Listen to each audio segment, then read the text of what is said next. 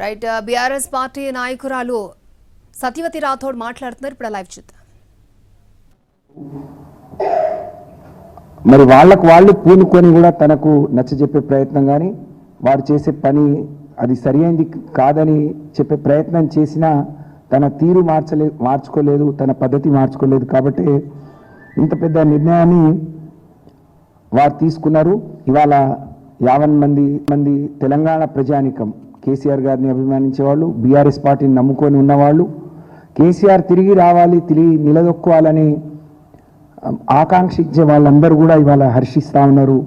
నిజంగా మేమందరం కూడా ఇది ఒక గొప్ప హర్షించదగ్గ విషయం అని చెప్పి ఈ సందర్భంగా నేను తెలియజేస్తూ ఉన్నాను.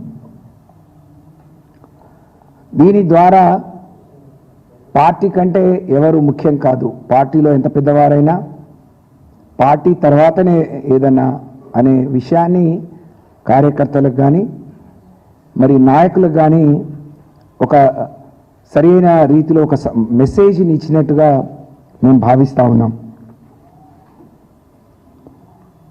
ఒకనాడు తెలంగాణ పోరాటం మొదలైనప్పటి నుంచి మనం ఎక్కడ మాట్లాడినా అనేక మంది అమరులైనరు, అనేక మంది పోరాటాలు చేశారు. ఇవాళ తెలంగాణ సాధనలో తెలంగాణ 50 మందిని ఒకతాటి మీదికి తీసుకొచ్చి కరుడుగట్టిన ఆ రోజున్న కాంగ్రెస్ ప్రభుత్వం మెడలు వంచి కేసీఆర్ గారు చావు నోట్లో తలపెట్టి తెలంగాణని సాధించారు.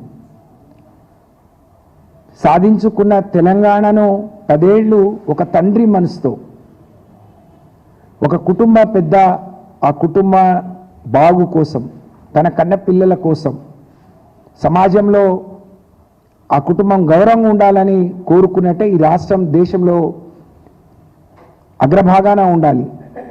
అభివృద్ధి అంటే ఏదో మేడలు కట్టడం, రోడ్లు వేయటం కాదు. ప్రతి పేదవాడు సంతోషంగా ఉండాలి, కడుపు నిండా తినాలని ఆలోచించి వారు అనేక కార్యక్రమాలు తీసుకున్నారు.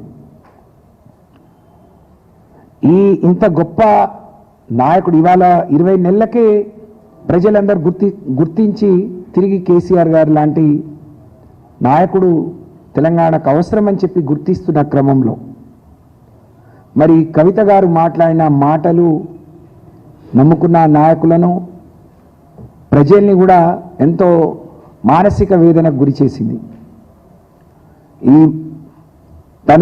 తన పద్ధతిని మార్చుకుంటే బాగుండు, తన మాట తీరు మార్చుకొని ఉంటే బాగుండు అని చెప్పి మొన్న మరి నిజంగా వారు నిన్న మాట్లాడినప్పుడు అవి చూస్తే మాకు చాలా బాధ అనిపించింది. ఒకవైపు పార్టీలో కేసీఆర్ గారి తర్వాత కేసీఆర్ గారికి కుడి భుజం ఎడం భుజాలుగా మరి హరీష్ రావు గారు, కేటీఆర్ గారిని మేము అందరం భావిస్తాం. కొన్ని రోజులు కేటీఆర్ గారిని ఉద్దేశించి కొన్ని మాటలు మాట్లాడారు. నిన్న కొత్తగా మళ్ళీ హరీష్ రావు గారి గురించి వారు మొన్న అసెంబ్లీ జరిగిన తీరు చూసిన ప్రతి ఒక్కరూ కాళేశ్వరం కమిషన్, కాళేశ్వరం మీద అవినీతి జరిగిందని, ఆ అవినీతి జరిగిందని చెప్తూ దాన్ని ఎక్కడ నిరూపించుకోలేక 15 నెలలుగా వేసిన కమిషన్ కూడా ఒక స్పష్టంగా ఇది ఇక్కడ అవినీతి జరిగింది, ఇక్కడ తప్పు జరిగింది అని చెప్పలేని పరిస్థితిలో ఏం చేయాలో పాలుపోక ఒక్కరోజు మరి ఇవాళ హైకోర్టులో మేము కేసు వేసిన తర్వాత హైకోర్టు ఏదైనా డైరెక్షన్ ఇస్తుందో, ఎక్కడ ఆగిపోతుందో, దీన్ని రాజకీయంగా వాడుకోలేమో, ప్రజల దగ్గరికి పోవటానికి ఇన్ని రోజులు కాళేశ్వరం అన్నారు ఏమైంది అని ఎక్కడ అడుగుతారో, కాబట్టి దీన్ని ఒక ఆయుధంగా చూపించాలని చెప్పి సిబిఐకి ఇచ్చింది కాంగ్రెస్ పార్టీ, రేవంత్ రెడ్డి గారి సర్కారు. దాంట్లో ఏం లేదు, కొండంతోవి ఎలుకను పట్టినట్టుగా ఉండే. ప్రజలందరూ కూడా థూ అని ఒక్క హరీష్ రావు గారే ఒంటి చేత్తో బ్యాటింగ్ చేస్తూ 10 మంది మంత్రులు 33-34 సార్లు ఇబ్బంది పెట్టినా, ఆటంకపరిచినా చాలా బ్రహ్మాండంగా సమాధానం చెప్పి అందరూ నోళ్లు మూయిస్తే అందరూ వావా అని పొగుడుతా అంటే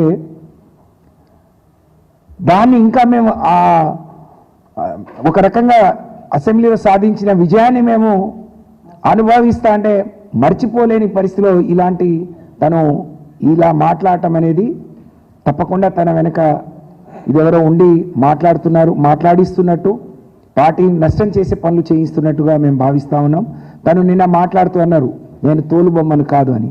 కానీ 3 నెలలుగా తను మాట్లాడిన సిరీస్ అన్ని తీసి చూస్తే తనే అర్థం చేసుకోవచ్చు. ఎందుకంటే తను చాలా విద్యావంతురాలు, తెలంగాణ ఉద్యమంలో ఉంది.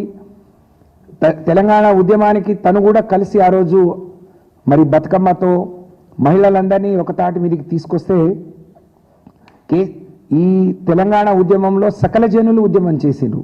తెలంగాణలో ఉండే అనేక కులాలు, అనేక సంఘాలు, అనేక మంది ఉద్యోగస్తులు, అనేక మంది విద్యార్థులు, అనేక మంది అసూలు బాసి అనేక మంది చేసింటే తెలంగాణ వచ్చింది.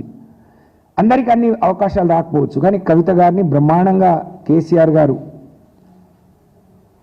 మరి ఒకసారి పార్లమెంట్ గెలిపించి రెండోసారి మరి తను ఓడిపోతే మళ్ళీ తన్ని కౌన్సిల్లోకి తీసుకొని గొప్పగా గౌరవించుకున్న విషయం మనందరికీ తెలుసు. అందరికంటే ఎక్కువ మా నాయకుడి బిడ్డగా తప్పకుండా మాకు అందరికీ తనంటే చాలా పెద్ద గౌరవం. అందరం గౌరవించాం, తెలంగాణ ప్రజానికం గౌరవించింది. మా ప్రాంతానికి వస్తే కేసీఆర్ గారి బిడ్డ వస్తే కేసీఆర్ గారి లాగా ఆమెను కూడా చూడటానికి వచ్చారు. కానీ వాళ్ళ ఇచ్చిన గౌరవాన్ని, ఆమెకు వచ్చిన గుర్తింపును ఆమె దక్కించుకోలేకపోయింది. నిజంగా ఇంత చదువుకొని తనకి ఇంత అవగాహన ఉండి కూడా ఇవాళ ఎవరో ఇలా మాట్లాడిస్తే మాట్లాడటం అనేది చాలా మా అందరి మనసులు కలిచివేసింది. అందరు కార్యకర్తల మనోభావాలు దెబ్బతిన్నాయి. అందుకనే ఇలాంటి నిర్ణయం తీసుకున్నారు. మరి దీన్ని ఇవాళ మహిళా లోకం చాలామంది మహిళలు, ఇంకా మేము చాలా రోజులుగా రాజకీయాల్లో ఉన్నాం కాబట్టి కార్యకర్తలు, నాయకులు మాట్లాడతారు. అందులో మహిళలు రాజకీయాల్లో ఉన్నా లేకున్నా వాళ్ళ కుటుంబాలతో ఉన్న అనుబంధం ఏ పార్టీలో ఉన్నాయి వాళ్ళు చాలామంది ఒక మంచి నిర్ణయం తీసుకున్నారు, ఒక మంచి ఆలోచన చేసిందని చెప్పి హర్షిస్తూ ఉన్నారు. ఒకరోజు తను జైల్లో ఉన్నప్పుడు ఫ్లైట్లో వస్తుంటే కేసీఆర్ గారు ఎందుకు బయటికి రావట్లేరు అంటే, కవిత జైల్లో ఉంటే తను ఎలా వస్తారు అని అంటే, ఈ రాష్ట్రం మరి సాధించింది తెలంగాణ ప్రజానికం కోసం, తెలంగాణలో ఉండే ప్రజల కోసం, అనేక మంది బిడ్డల కోసం ఒక తండ్రిగా వారు సాధించారు కదా. వాళ్ళ ఒక బిడ్డ కోసం తను ఇలా బయటికి రాకపోతే ఇది కదా అని అడిగిండు. అంటే ఆయన ఎంత మనోవేదన చెంది ఉంటారు. తనే అన్నది, నా కోసం బీజేపీలో కలిపేస్తామంటే నేను వద్దన్నాను అని. అంటే ఒక బిడ్డ అంటే తన మీద ఎంత ప్రేమ చూపించి ఉంటారు.